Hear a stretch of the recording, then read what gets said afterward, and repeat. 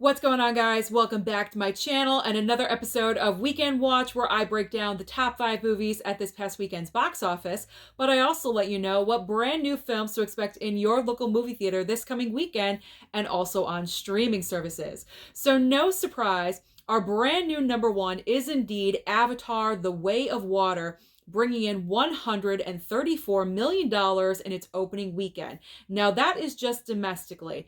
Overseas, it brought in over 300 million. So it definitely made the money. But in the States, it kind of fell short of its projections because people were projecting, and when I say people, I mean the entertainment industry, they were projecting about a $200 million opening weekend, but it failed to reach even 150. So why did this occur?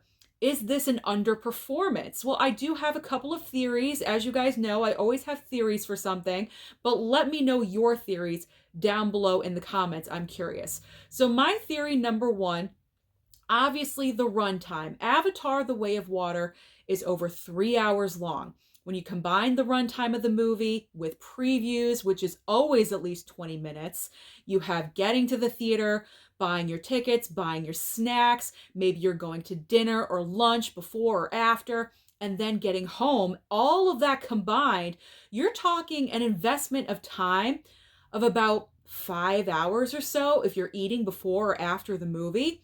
That is a lot of time that you are taking just to see a film.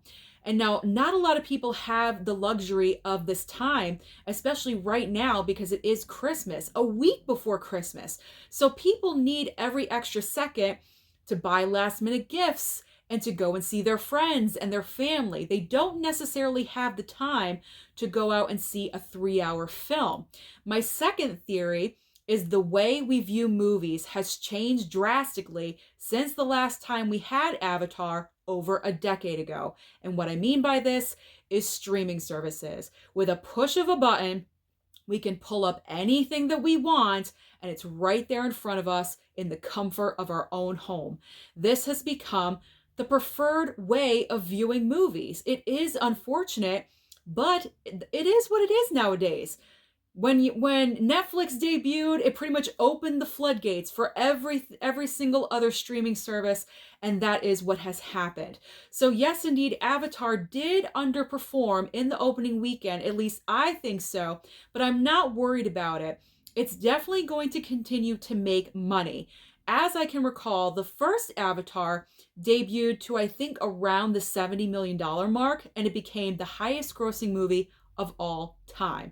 So over the next couple of weeks, going into months, I think the next big movie to put Avatar out of number one will most likely be Ant-Man 3, Ant-Man and the Wasp: Quantumania. So we're going to monitor Avatar and see how it does. It's going to have legs. It's going to last. It's going to make money. But the question is, just how much? So we're going to keep track of this.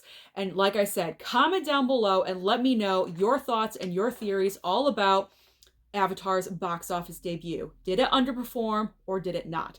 Let's get into the rest of the top 5. So spots 2 and 3. In second place, Black Panther: Wakanda Forever with 5.4 million. Going down drastically considering Avatar ate up the majority of the box office. But holding up extremely well is Violent Night in spot number 3. Violent Night bringing in another $5 million. So now I believe Violent Night in 3 weeks has grossed about $35 million. That is impressive. And I said this last week, considering this movie is a smaller film, and it's making money. It's doing really well. So that's a nice thing to see.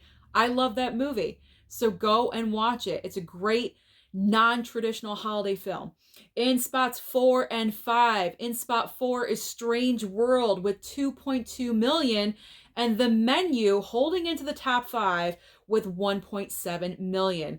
So going into the holiday weekend for Christmas, what is new at the box office? There's 3 brand new choices for you. One of them is another 3-hour film, so I'm not sure if you're going to want to go and see that one. But we do have Babylon. That's the 3-hour movie I was talking about. I Want to Dance with Somebody, the biopic of Whitney Houston. And then Puss in Boots, The Last Wish. So we do have something for the kids.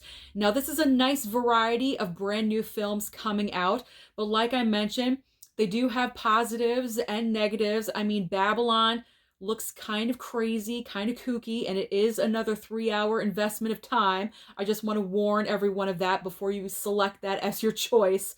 I Want to Dance with Somebody might not be for everyone. Puss in Boots, I think, is going to be the real winner here. Who doesn't like a nice animated movie around the holidays you can go and see with your children? So nice selection for the Christmas weekend. But what if you don't want to go out, you don't have the time, you're shopping? There's always options on streaming for you. So over on Netflix, we have 4 new options. A lot of stuff happening. The big one is Glass Onion, the sequel to Knives Out, finally debuting on Netflix, I believe December 23rd. We also have The Invitation. This movie did not earn a lot of money at the box office, but I am kind of curious about it. So I'm probably going to look that up on Netflix when it drops. I think on Christmas Eve or the 23rd, right before Christmas, it's on Netflix. Then we have Emily in Paris Season 3 and also Matilda the Musical. So a nice variety of choices on Netflix as well. Moving on to Hulu. Hulu is dropping Mac and Rita. Amazon Prime has Jack Ryan Season 3. But Paramount Plus is going to be the streaming winner. Top Gun Maverick is finally dropping on streaming December 22nd. So mark that off in your calendar. If you did not see it in theater, if you did not pick it up on physical, this is the day you finally get to see it. So that's amazing. And then on Peacock, they have The Best Man, the final chapters, Season 1. So no matter what you decide to do, you go to the theater or you stay home and stream something, there's always options for you out there. Let me know down below. What are you seeing this coming holiday weekend? Are you going to see Avatar? Are you streaming? Let me know your plans down below. Don't forget to like and subscribe before you leave, and I'll see you next time.